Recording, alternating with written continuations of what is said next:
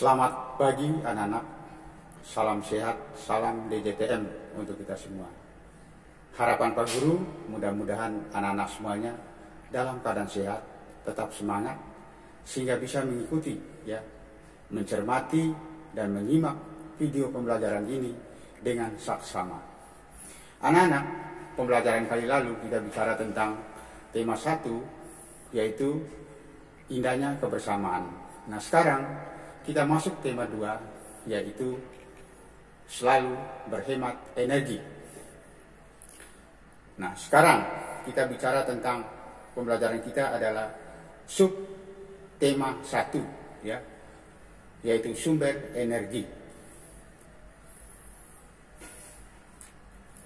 Perhatikan di slide anak-anak, energi matahari dalam kehidupan sehari-hari. Di sini ada gambar, anak-anak perhatikan di gambar ini. Di sini orang sedang melakukan kegiatan, keluar masuk mall dan lain sebagainya. Apa itu energi anak-anak? Energi adalah kemampuan untuk melakukan kerja atau melakukan kegiatan atau melakukan usaha. Energi dihasilkan oleh sumber energi. Lanjut anak-anak, perhatikan di slide. Sumber energi terbesar bagi bumi adalah matahari. Ini matahari anak-anak. Matahari merupakan sumber energi panas dan cahaya. Dengan cahaya matahari ini anak-anak, kita bisa melihat permukaan bumi ini dengan jelas.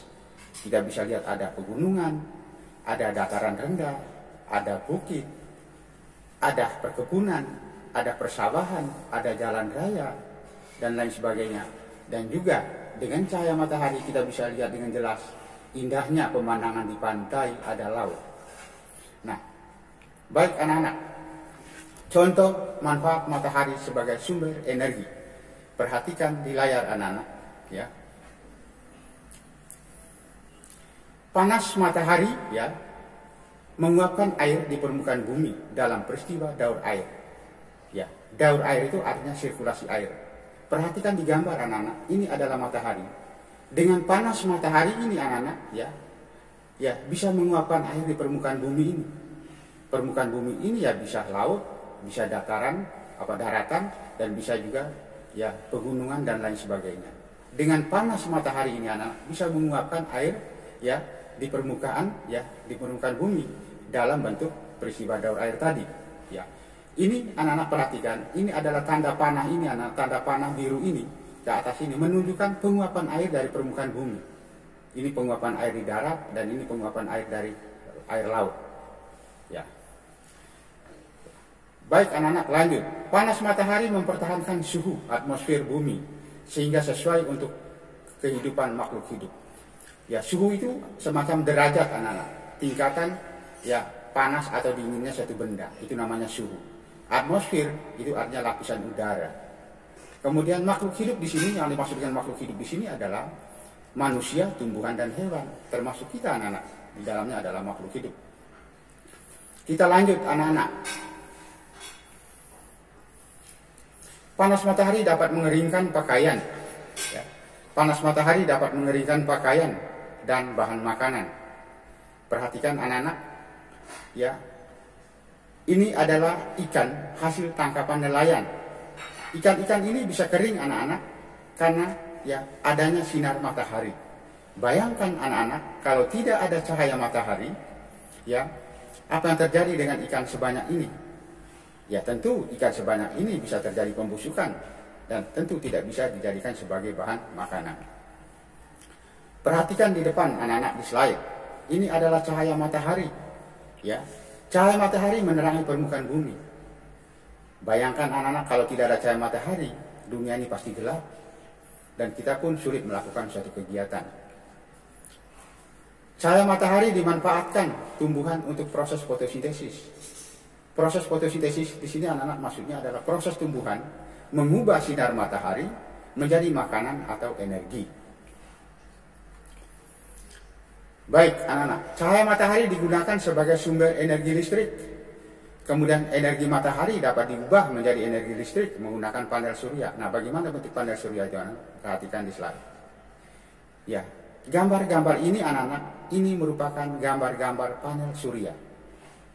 Dengan panel-panel surya ini anak-anak, atau dengan panel surya ini bisa mengubah ya energi matahari menjadi energi listrik.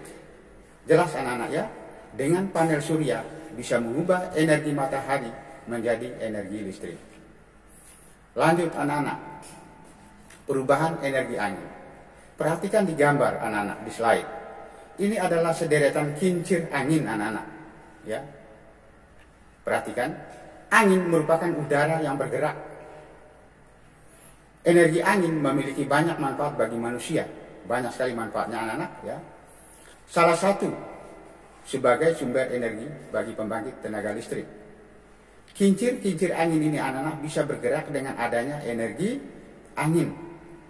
Dan kincir-kincir angin ini akhirnya bisa bergerak dan bisa ya menghasilkan energi listrik.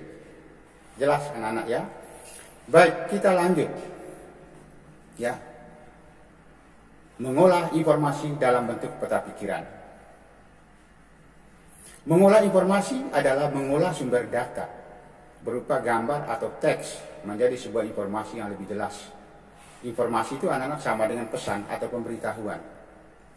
Salah satu cara mengolah informasi adalah dengan membuat peta pikiran. Pada pembelajaran sebelumnya kita bicara tentang membuat peta pikiran yang berhubungan dengan gagasan pokok dan gagasan pendukung. Nah, sekarang kita bicara tentang peta pikiran yang berhubungan untuk mengolah informasi. Nah, lanjut anak-anak. Ya. Ini merupakan mengolah informasi tentang minyak bumi. Perhatikan di slide. Ya. Minyak bumi termasuk sumber daya alam yang terkandung di dalam perut bumi. Kemudian diperoleh melalui proses penambangan. Persediaannya sangat terbatas. Harus digunakan secara hemat dan tepat. Ini adalah proses penambangan minyak bumi anak-anak. Dari hasil ya penambangan ini nanti diolah, kemudian dapat digunakan sebagai bahan bakar untuk transportasi. Ini gambar di bawah ini adalah berbagai macam alat transportasi ya. Ada sepeda motor dan alat kendaraan roda 4. Baik, lanjut anak-anak. Nah, sebelum minyak bumi dimanfaatkan sebagai bahan bakar, ya, minyak bumi diolah menjadi bensin, solar, dan minyak tanah. Ini adalah proses pengolahan minyak bumi anak-anak. Setelah diproses pengolahannya di sini, maka di sini dapat dijadikan sebagai bahan bakar. Di sini bisa jadi solar, di sini bisa terdapat bensin, solar, dan lain sebagainya yang digunakan sebagai bahan bakar kendaraan. Baik, kita lanjut anak-anak. Sisa hasil pengolahan minyak bumi ya berupa parafin, ya, plastik dan aspal. Parafin itu anak-anak sejenis lilin, tapi bedanya parafin ini terbuat dari sisa hasil pengolahan minyak bumi. Ya, ini adalah plastik anak-anak. Ini merupakan tong ya, tong ini bisa digunakan sebagai tong sampah anak-anak ya. Bisa dijadikan untuk sampah, untuk menyimpan sampah. Kemudian ini adalah jalan raya, ini kan jalan raya aspal. Nah, sekarang anak-anak ya perhatikan. Ya. Dengan mengolah informasi ya terkait gambar atau teks tentang minyak bumi tadi anak-anak, kita bisa memperoleh informasi ya yang lebih jelas dalam bentuk peta pikiran. Bagi ulangi anak-anak, dengan ya mengolah ya informasi ya dalam bentuk gambar atau teks tentang minyak bumi tadi, kita bisa memperoleh informasi yang lebih jelas dalam bentuk peta pikiran. Minyak bumi tadi di mana ini ya informasi tentang minyak bumi, asal minyak bumi, asalnya tadi sudah tahu anak-anak, yaitu dari ya perut bumi. Kemudian cara memperoleh minyak bumi tadi adalah melalui penambangan. Hasil olahan minyak bumi sudah jelas tadi, ada bahan bakar, ada parafin, plastik, dan aspal. Baik, lanjut anak-anak. Pemanfaatan jagung dalam kehidupan sehari-hari. Tanaman jagung termasuk sumber daya alam yang dapat diperbaharui. Sumber daya alam itu anak-anak adalah segala sesuatu yang dihasilkan dari alam ini yang bisa digunakan untuk memenuhi kebutuhan manusia. Itu namanya sumber daya alam. Dapat diperbaharui di sini artinya dapat dikembangbiakan atau dapat berkembang biak. Contohnya anak-anak, tahun ini kita panen jagung, ya tahun depan pun kita bisa tanam kembali jagung dan memanennya. Itu berarti ya jagung itu adalah tanaman yang bisa diperbarui, yang bisa ya dikembangbiakkan atau bisa berkembang biak. Jagung mempunyai banyak manfaat, misalnya sebagai bahan makanan. Ini adalah popcorn anak-anak, ini hasil dari jagung anak-anak ya. Kemudian juga ini adalah jagung yang masih muda, biasanya ini bisa dibuat perkedel ya.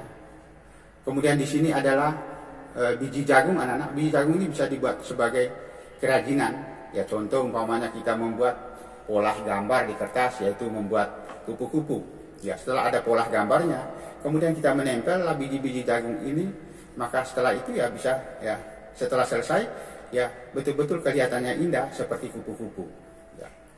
Jagung dimanfaatkan sebagai bahan makanan pokok pengganti nasi anak-anak ya, ada istilahnya nasi jagung ya. Jagung dimanfaatkan sebagai bahan kerajinan yang tadi dijelaskan oleh Pak Guru anak-anak. Di Sumbawa pun anak-anak adalah salah satu daerah berpenghasil jagung ya. Baik anak-anak, kita lanjut. Sumber daya alam berdasarkan kondisi alam di Indonesia. Tadi sudah dijelaskan apa itu sumber daya alam anak-anak, tidak perlu Pak Guru jelas kembali. Sumber daya alam tersebar di seluruh Indonesia. Sumber daya alam setiap pulau tidak selalu sama. Ya, ini disebabkan oleh perbedaan kondisi alam. Contoh anak-anak, di Sumbawa ini sumber daya alamnya ya ada padi, ada jagung dan juga ternak. Pertanyaannya, apakah sumber daya alam yang ada di Sumbawa ini sama persis dengan sumber daya alam yang ada di pulau lain atau di daerah lain? Jawabannya bisa iya, bisa tidak. Itu tergantung dari kondisi alam di setiap daerah tersebut. Baik anak-anak, kita lanjut. Ini contoh anak-anak. Sumatera anak-anak. Bagaimana kondisi alam di Sumatera? Banyak pegunungan. Berarti di sana cocok untuk tanam kopi, lada, coklat, tembakau, karet, dan kelapa sawit. Kemudian di Sumatera juga kaya akan hasil tambang, seperti minyak bumi, batu bara, dan timah. Minyak bumi dan batu bara dimanfaatkan untuk bahan bakar. Ya. Perhatikan anak-anak. Yang kedua, Jawa. Bagaimana kondisi alamnya? Yang memiliki pegunungan, dataran tinggi, dataran rendah, dan pantai. Daerah pegunungan dan dataran tinggi cocok untuk tanaman teh, kopi, dan kina. Kina itu adalah tanaman ya yang bisa dijadikan sebagai bahan baku obat anak-anak. Dataran rendah ya cocok untuk persawahan ya. Kemudian pesisir pantai cocok untuk budidaya ikan laut, rumput laut, pertanian garam, dan penjemuran ikan asin ya. Baik anak-anak, kita lanjut. Kalimantan, kondisi alamnya sebagian besar berupa dataran rendah dengan hutan yang lebat. Hutan merupakan habitat alami bagi hewan yang terancam punah. Apa itu habitat anak-anak? Habitat itu adalah tempat tinggalnya suatu makhluk hidup atau tempat berkembangnya suatu makhluk hidup. Ya. Ini perhatikan di gambar anak-anak. Ini adalah orang hutan. Ini adalah salah satu orang hutan yang ada di Pulau Kalimantan. Dan orang hutan ini anak-anak adalah terancam punah. Punah itu artinya terancam habis atau terancam hilang. Ya. Mengapa ini terjadi anak-anak? Karena ini adalah ulah kita manusia. Di mana manusia membuka ya hutan baik untuk pertanian maupun untuk perkebunan maupun untuk daerah perindustrian, sehingga lahan habitat daripada hewan langka ini anak-anak menjadi semakin sempit, sehingga sumber untuk mendapatkan makanan dari hewan ini semakin menipis, sehingga tidak heran hewan ini anak-anak lama-lama akan menjadi punah, habis ya. Oleh karena itu anak-anak, kita harus menjaga habitat hewan yang ada di sekitar kita, sehingga hewan-hewan langka ini masih bisa dilihat oleh anak cucu kita yang akan datang. Baik, anak-anak, perhatikan hutan Kalimantan dimanfaatkan untuk tanaman berbagai sumber daya alam. Ya, seperti kelapa sawit, karet, dan rotan. Kemudian kaya akan hasil tambang seperti minyak bumi dan batu bara. Baik anak-anak, ya mudah-mudahan ya video pembelajaran yang Pak Guru sampaikan kali ini dapat disimak baik oleh anak-anak sehingga bisa bermanfaat sebagai bahan pembelajaran anak-anak di rumah. Harapan Pak Guru berikutnya anak-anak mudah-mudahan Anak-anak tetap semangat belajar di rumah, tetap sehat, tetap menjaga kesehatan. Ketika anak-anak keluar rumah, anak-anak harus menggunakan masker dan keluar rumah seperlunya saja anak-anak. Kalau memang tidak penting, lebih baik di rumah saja. Mari kita berdoa bersama dan kita mengharapkan semoga situasi corona ini yang menghantam kehidupan kita kali ini segera berlalu sehingga kita bisa kembali belajar normal, yaitu tatap muka kembali. Mudah-mudahan ini terjadi anak-anak. Akhirnya selamat belajar sampai bertemu kembali di video pembelajaran berikutnya. Sampai berjumpa kembali pada episode selanjutnya. Salam DJTM. Terima kasih.